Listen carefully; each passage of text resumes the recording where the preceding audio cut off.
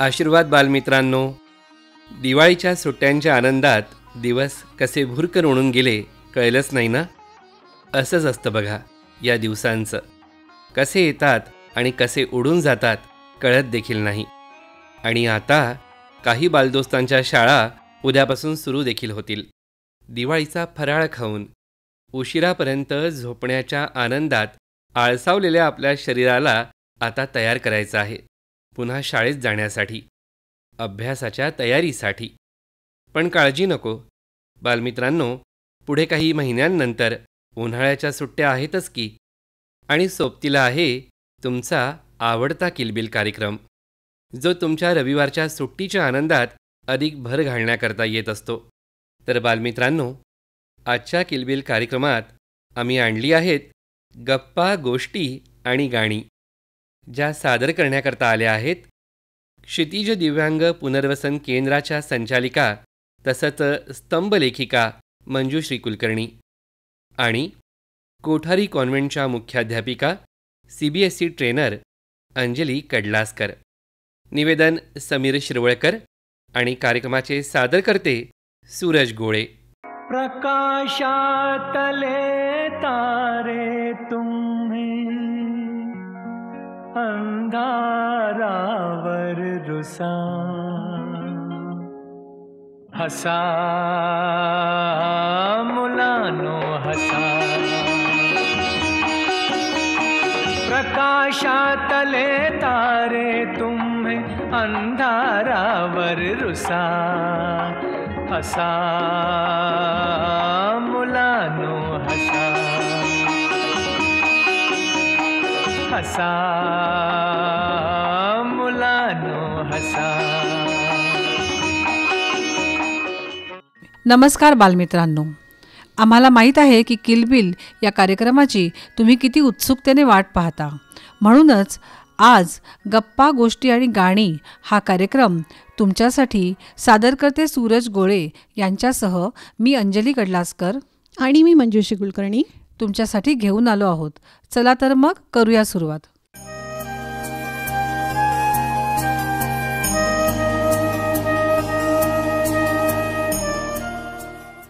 तर बालमित्रांनो, मी तुमची अंजू मावशी आणि मी मंजू मावशी. रेडिओवरून गप्पा कशा मारायच्या असा प्रश्न तुम्हाला पडला असेल, हो ना? पण मी सांगते, किलबिल हा कार्यक्रम नीट लक्ष देऊन ऐकायचा आणि तुम्हाला तो का आवडला, त्यातले काय आवडले, काय समजले हे आम्हाला आकाशवाणी अकोला येथे पत्र लिहून कळवायचे. तसेच तुम्हाला पुढच्या कार्यक्रमात काय ऐकावेसे वाटेल हेही कळवायचे. ठरलं तर मग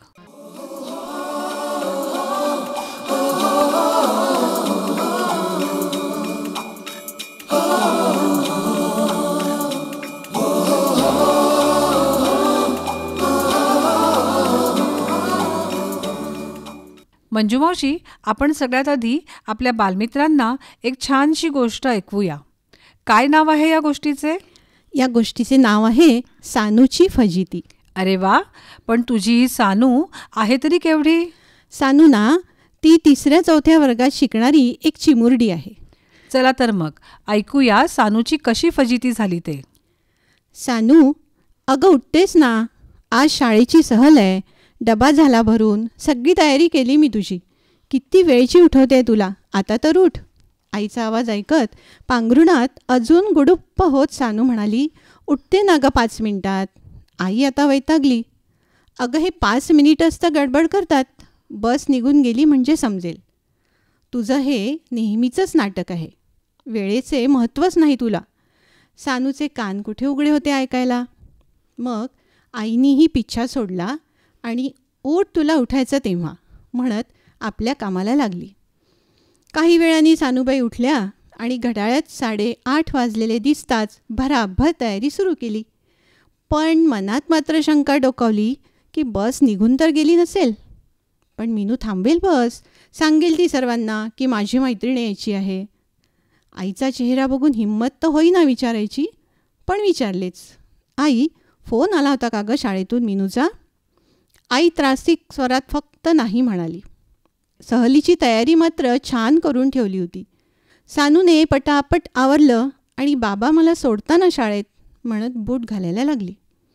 बाबांनी गाडी काढली आणि शाळेकडे निघाले. तेही आज गप्पच होते. सानूला आपली चूक लक्षात यायला लागली. काल रात्रीपासून आईची डब्यात काय काय खाऊ द्यायचा त्याची तयारी सुरू होती. मामाने आणलेला नवा खेळ बॅगमध्ये टाकून ठेवला होता. शूजला पॉलिश करून ठेवलं होतं आणि मी मात्र वेळेत उठायलाही तयार नाही. आता घरी परतल्यावर आईच्या गळ्यात हात टाकून सॉरी म्हणायचं. सानूबाई आपल्या विचारात गुंगल्या होत्या. शाळा आल्याचे समजलेच नाही. लक्ष गेलं तेव्हा शाळेच्या गेटला लागलेलं मोठं कुलूप दिसलं आणि बाबांचे वाक्य कानी पडले. वाटलंच होतं बस निघून जाणार ते. वेळेचं महत्त्वच नाही. आता बसा रडत. तोपर्यंत सानूच्या डोळ्यांना खरंच धारा लागल्या होत्या. मीनू आराध्यासोबत काय काय धमाल करायची ठरवली होती ती आठवली. जरासा मीनूचा रागही आला. थांबवायला लावायची ना 5 मिनिट गाडी. 5 मिनिट? आई मगाशी हेच तर म्हणाली वाटतं की हे 5 मिनिटच गडबड करतात. बाबांनी गाडी घराकडे वळवली. सानूचा चेहरा हिरमुसलेला आणि डोळ्यातून पाणी वाहत आहे. तोच तिला आई बॅग घेऊन खाली उभी दिसली. सानूकडे छानसं हसत बघत होती. आई ग सॉरी न म्हणत सानू आईकडे धावली. आईनेही जवळ घेत तिला चिडवलं. कशी अद्दल घडली. आता समजलं ना सानू वेळेचं महत्त्व काय ते. हो आई मी यानंतर कधीच उठायला उशीर करणार नाही. पण आई तू कुठे निघालीस ग. मी नाही आपण जातोय तिघं छानशी डबा पार्टी करायला. सानूचे हात नकळत आईच्या गळ्यात पडले. खूप छान कथा सांगितलीस तू मावशी. पण मला तर ना सानूबद्दल खूपच वाईट वाटतंय. तिची सहल हुकली ना. हो पण यात तिची चूक होती ना. आई तिला इतक्या वेळा उठवत होती पण सानूला वेळेचे महत्त्व समजेल तर ना. खरे आहे. बालमित्रांनो पाहिलेत ना सानूने सहलीची संधी कशी गमावली ते. म्हणूनच कोणतेही काम योग्य वेळेत करायला हवे. मग ते सकाळी उठणं असो, अभ्यास असो की खेळणे.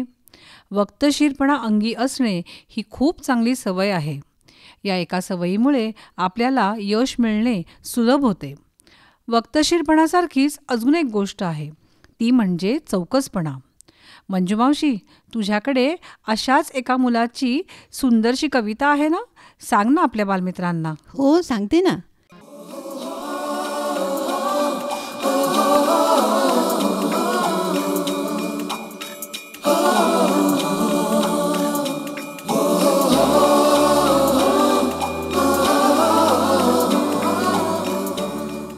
आपल्या कवितेचे नाव आहे कुतूहल. एक होता चौकस मुलगा नाव त्याचे धनंजय. एक होता चौकस मुलगा नाव त्याचे धनंजय. प्रश्नांचा तर त्याच्याजवळ कायम असायचा संचय. हे असे अंते तसे कुतूहल मनात कायम वसे. हे असे अंते तसे कुतूहल मनात कायम वसे. अशा प्रश्नांची उत्तरे शोधणं हा मग त्याचा ध्यासच असे. नारळवरून इतके टणक आत पाणी राहिले कसे. नारळवरून इतके टणक आत पाणी राहिले कसे. बरं पाणी आटून गेल्यावर खोबरे तरी बनते कसे. मोगरा शुभ्र पांढरा टपोरा. मोगरा शुभ्र पांढरा टपोरा जर पहाटे पहाटे उगवतो मग रातराणीच्या नाजूक फुलांचा गंध रात्रीच का दरवळतो. स्थलांतरित पक्षी कसे जलाशयाच्याच काठी येतात. स्थलांतरित पक्षी कसे जलाशयाच्याच काठी येतात. एका देशातून दुसऱ्या देशाचा मार्ग अचूक कसा शोधतात. अशा असंख्य गोष्टींचे कोडे त्याला पडत असे. अशा असंख्य गोष्टींचे कोडे त्याला पडत असे. या प्रश्नांचे अचूक उत्तर पुस्तकात दडलेले दिसे. या साऱ्यात आहे विज्ञान निसर्गाचेही अगाध ज्ञान. या साऱ्यात आहे विज्ञान निसर्गाचेही अगाध ज्ञान. वाचनाने उलगडत गेले असंख्य कोड्यांचे निदान. असंख्य कोड्यांचे निदान. किती सुंदर. माहिती आहे मावशी मला पण लहानपणी खूप प्रश्न पडायचे. मला वाटायचं फुलपाखरांना कोण रंगवतं आणि फुलांना कोण अत्तर लावतं. मला असाही प्रश्न पडायचा की एवढ्या मोठ्या गोड आंब्यात कोय कोण घालतं. आणि असं वाटायचं झाडांच्या फांद्या तोडल्या तर त्याला दुखत नाही का. एका प्रश्नाचं उत्तर तर मी अजूनही शोधतेच आहे. आईला कसं कळतं मला भूक लागली आहे? मंजू मावशी, तू पण सांग, तुलाही प्रश्न पडत असतील ना? हो ग, मलाही वाटायचं स्पंजमध्ये पाणी कसं शिरते, कुकरची शिट्टी कशी वाजते आणि आणि रेल्वे रुळावरून जाताना कशी पडत नाही. आणखी पण मला वाटायचे बरं की मला जर पंख असते तर काय मज्जा आली असती.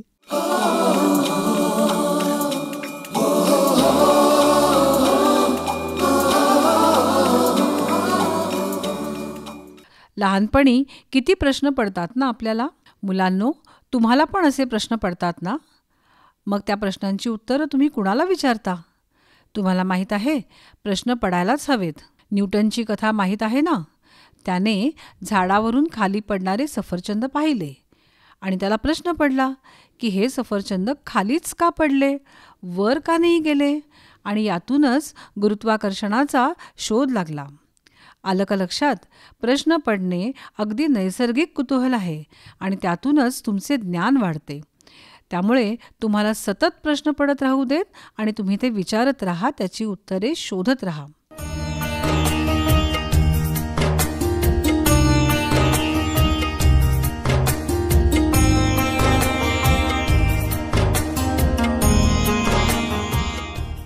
मंजू मावशी, पण मला आता एक प्रश्न पडलाय की तू आता आम्हाला गोष्ट सांगणार की कविता?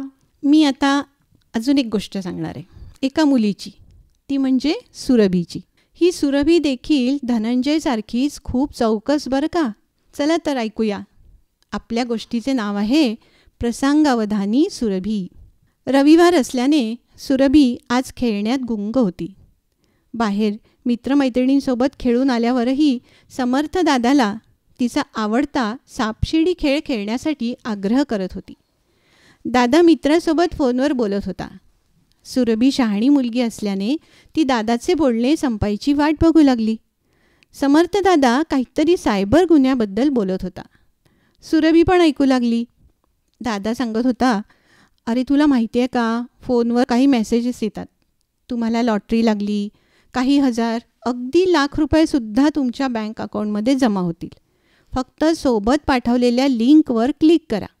असे केले की आधी काही पैसे खात्यात जमा होतात आणि अचानक झालेल्या या धनलाभाच्या आनंदात असतानाच लक्षात येतं की आपल्या खात्यामधले सगळे पैसे काढले गेले आहेत, खाते रिकामे झाले आहे. सुरभीची उत्सुकता वाढली. ती विचार करू लागली, घरात चोरी होते, बँकेत दरोडा पडतो, पण फोनमधून पैशाची चोरी कशी होत असेल? समर्थ दादाचे बोलणे झाले तेव्हा त्याचे लक्ष आपल्या छोट्या बहिणीकडे गेले. 6व्या वर्गात शिकणाऱ्या सुरभीला समर्थदादांनी तिला समजेल अशा पद्धतीने सायबर गुन्ह्याबद्दल सांगितले, अगदी फोन हाती घेऊन. सुरभी खेळणं विसरली आणि जेवतानाही दादाशी याच विषयावर बोलत होती. लवकरच परीक्षा होती आणि नंतर आईसोबत आत्याकडे जायचे होते. परीक्षेच्या आणि गावाला जाण्याच्या तयारीत सायबर गुन्ह्याचा विषय मनातून निघून गेला. परीक्षा संपली आणि आत्याकडे जाण्यासाठी सुरभी तयार झाली. ट्रेनचा प्रवास आवडीचा, त्यामुळे खिडकीतून बाहेरची गंमत निहाळण्यात, गाडी थांबली की प्लॅटफॉर्मवरची धावपळ बघण्यात रमून गेली. प्रवास संपला हे समजलेही नाही.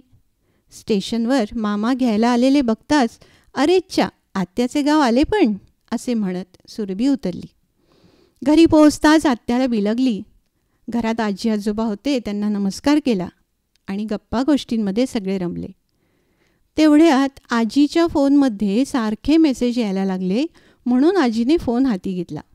सुरभीला आश्चर्य वाटले. आजी, तुम्ही तर स्मार्ट आहात, स्मार्टफोन वापरता. आजी हसत म्हणाल्या, स्मार्ट कसली ग, आलेले फोन घेते आणि हो, व्हॉट्सअप मात्र वापरते बरं. असे म्हणत आजीने आनंदाची बातमी सांगितली. अरे, मला कसली तरी लॉटरी लागली, माझ्या खात्यात पैसे जमा होणार आहेत. म्हातारपणी का होईना लॉटरी लागली म्हणायची. आजीच्या बोलण्यातून लॉटरी शब्द ऐकताच सगळे आजीला पार्टी मागू लागले. आजीही आनंदाच्या भरात तोंड भरून हो, करू आपण मस्त पार्टी म्हणायला लागली.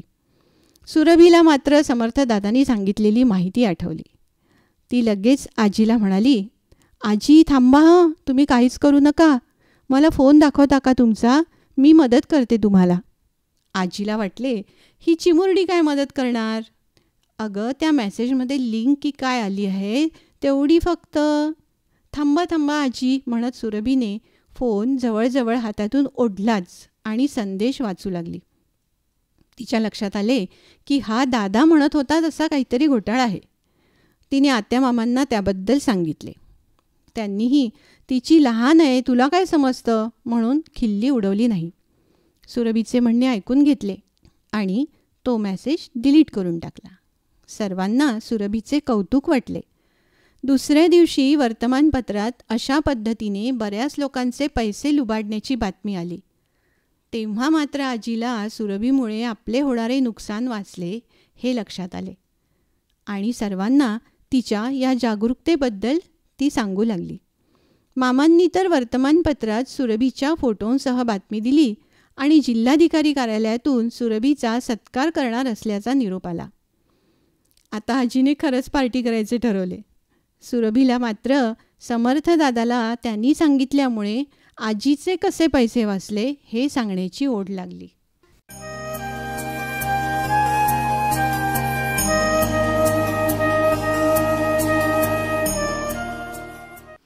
पाहिलंत ना मुलांनो, सुरभीच्या प्रसंगावधानामुळे आजींचे नुकसान नाही झाले. आजकाल आपण पाहतो की अगदी लहान मुलांपासून मोठ्यांपर्यंत सर्वजण मोबाईल वापरतात. सर्व कामे मोबाईलवरच होतात. पूर्वी देखील समाजात काही ठग लोक असायची. ते लोकांना फसवायचे देखील. परंतु आता टेक्नॉलॉजीमुळे फसवण्याचे प्रकार बदललेले आहेत. यामुळेच सतर्कता खूप आवश्यक आहे.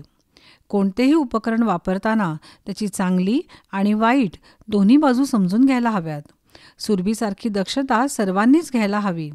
मग काय बालमित्रांनो, राहाल ना तुम्ही सुद्धा दक्ष? अगं पण आता ही दक्षता नुसती टेक्नॉलॉजीची आणि उपकरणाचीच नाही बरं का, तर पर्यावरणाची देखील घेणे आवश्यक आहे. मला ठाऊक आहे मावशी. आता आपल्यापुढे कोणती कथा येणार आहे ते? चला तर मग ऐकूया पुढची कथा, वृक्षसखा. वृक्षसखा. दुपारची वेळ. शाळेसमोर एक गाडी थांबली. अधिराज गाडीतून उतरून शाळेच्या आवारात आला आणि त्याचे लक्ष मोठ्या बहरलेल्या झाडांकडे गेले. तो त्या झाडांकडे बघत राहिला. ऑफिसच्या खिडकीतून देशमुख मॅडमचे लक्ष गेले आणि आपल्या माजी विद्यार्थ्याला बघून त्या आनंदाने बाहेर आल्या. अधिराजचे लक्ष अजूनही झाडांकडेच होते. त्याच्या डोळ्यासमोर 15-16 वर्षापूर्वींचे शाळेचे दिवस आले. तो 5वीमध्ये शिकत असतानाची गोष्ट. तसा अधिराज संवेदनशील मुलगा.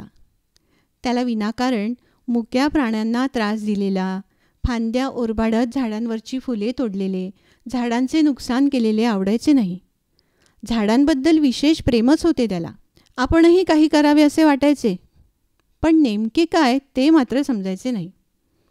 पण एकदा अधिराजच्या शाळेत पर्यावरणासाठी काम करणाऱ्या निसर्गकट्टा या संस्थेने एक उपक्रम घेतला. त्यामध्ये त्यांनी पक्ष्यांची ओळख, झाडांची माहिती दिली.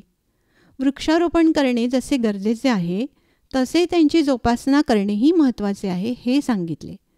ती कशी करायची, कोणी झाडं तोडत असतील तर कसे परावृत्त करायचे, लावलेल्या झाडांची कशी काळजी घ्यायची हे सांगितले. अधिराज खूप लक्षपूर्वक सगळे ऐकत होता. त्याला झाडांबद्दल प्रेम होते, पण झाडे आपल्यासाठी किती महत्त्वाची आहेत हे मात्र ठाऊक नव्हते. निसर्गकट्टाचा अमोलदादा आता ते महत्त्व सांगायला लागला. मुलांनो, तुम्ही सांगू शकता झाडांपासून आपल्याला काय काय मिळतं? मुलांकडून फळं, फुलं, भाज्या, सावली असे काही उत्तर आले. मग दादा सांगू लागला, हो हे बरोबर आहे, पण याही पलीकडे जाऊन महत्त्वाचे म्हणजे कडुलिंबासारखी झाडं आपल्याला ऑक्सिजन पुरवतात. कित्येक झाडांपासून औषधं बनवली जातात. आपल्या घरात जे फर्निचर असतं ना, तेही सागवान, शिसम अशा झाडांच्या लाकडापासून बनवलेलं असतं. इतकंच नाही तर तुम्ही ज्या वहीमध्ये अभ्यास करता ना, त्या वह्यांचे कागदसुद्धा झाडांपासून बनतात. सगळे पक्षी झाडांवरच आपले घरटे बांधतात.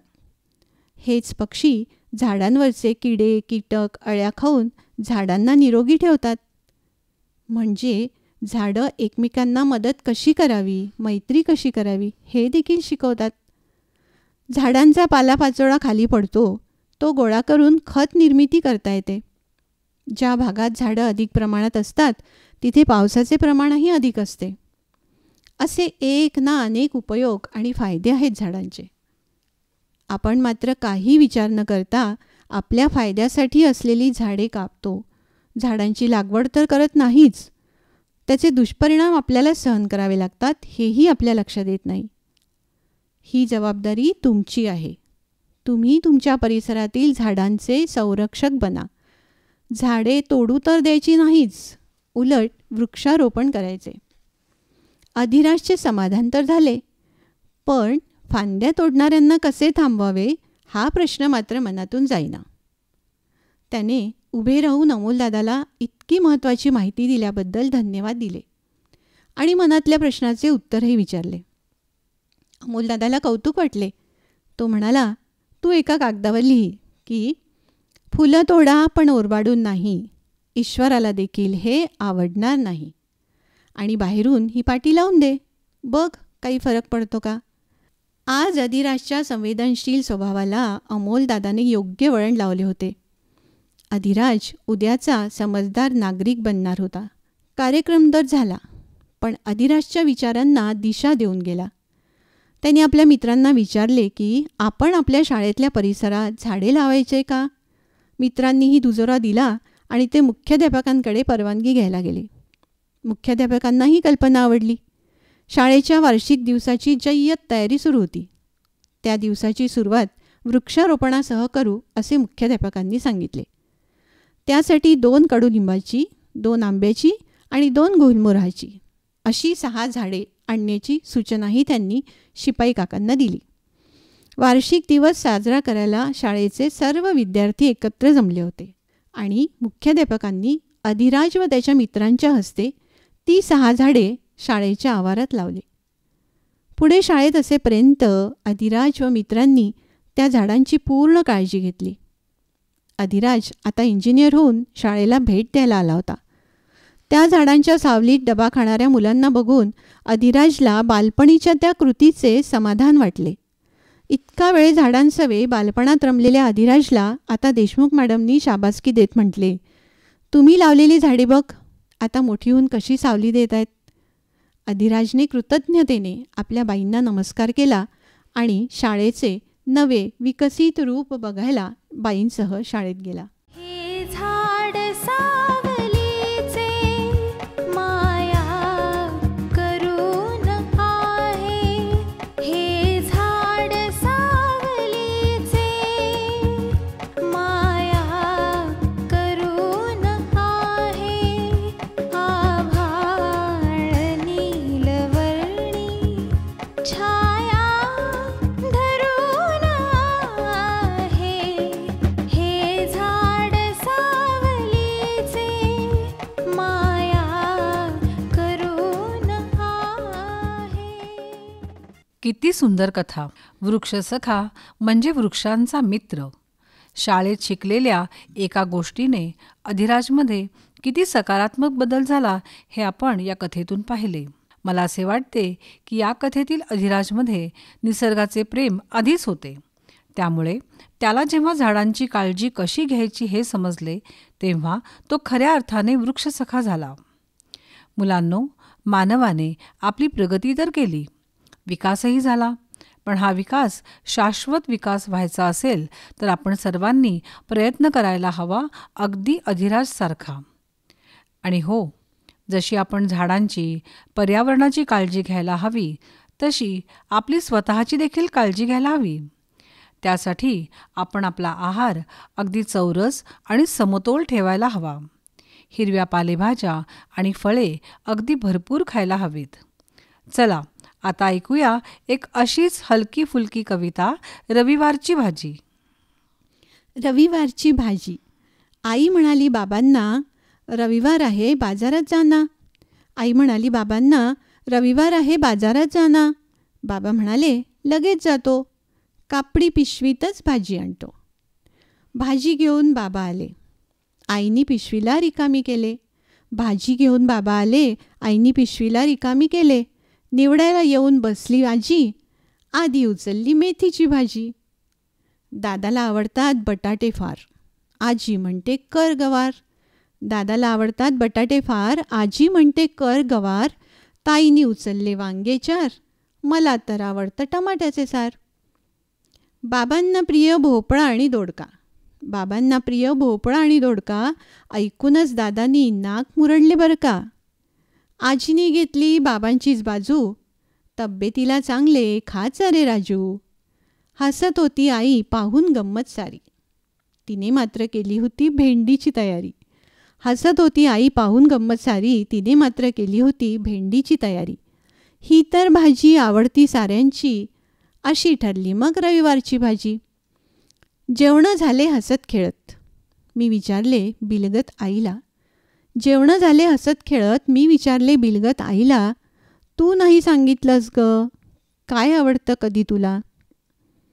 आई म्हणाली, पिल्ला ग, मला सारंच आवडतं. आई म्हणाली, पिल्ला ग, मला सारंच आवडतं, तुमचे आनंदी चेहरे बघून पोट माझं तुडुंब भरतं. आईने मांडली छानशी पंगत, आजीच्या प्रार्थनेने आणली रंगत. आईने मांडली छानशी पंगत, आजीच्या प्रार्थनेने आणली रंगत. गप्पा गोष्टींसह जेवणं झाली, रविवारच्या भाजीने मज्जा आणली. मला खात्री आहे तुम्हाला ही कविता नक्कीच आवडली असेल. आणि आज रविवार आहे, तुमच्याकडे पण भाजी बाजार आला असेल ना. तुमच्या आवडीची कोणती भाजी हे आम्हाला नक्की कळवा बरं का.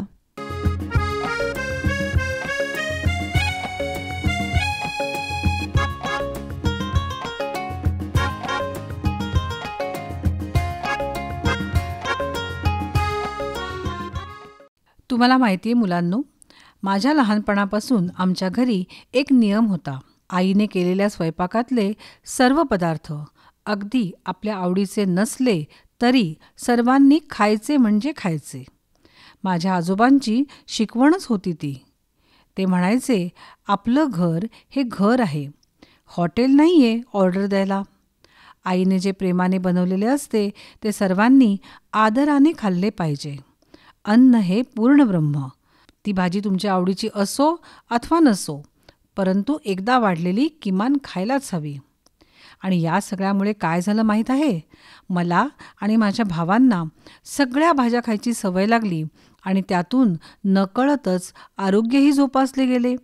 आजकाल आपण पाहतो की मुलांना रोजच्या भाजीपोळीपेक्षा हॉटेलमधले तळलेले आणि चमचमीत पदार्थ जास्त खायला आवडतात, परंतु ते आपल्या आरोग्यासाठी हानिकारक आहेत. तुम्हाला माहीत आहे मुलांनो, नुकतेच आपल्या आदरणीय पंतप्रधानांनी आपल्या लहान मुलांसाठी साखर आणि तळलेले पदार्थ कमी खावेत म्हणून एक कार्यक्रम राबवला आहे. तुम्ही त्याची माहिती करून घ्या. तुम्हालाही समजेल की आपला आहार समतोल असणे किती आवश्यक आहे. आणि मग तुम्हीच म्हणाल, आरोग्यम धनसंपदा.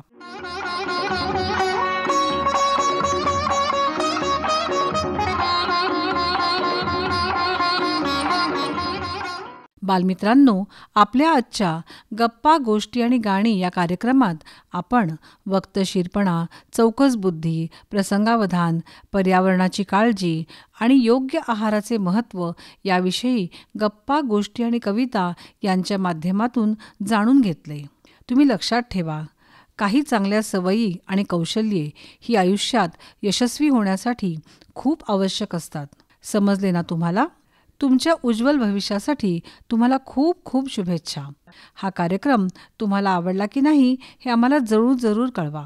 धन्यवाद. धन्यवाद. हसा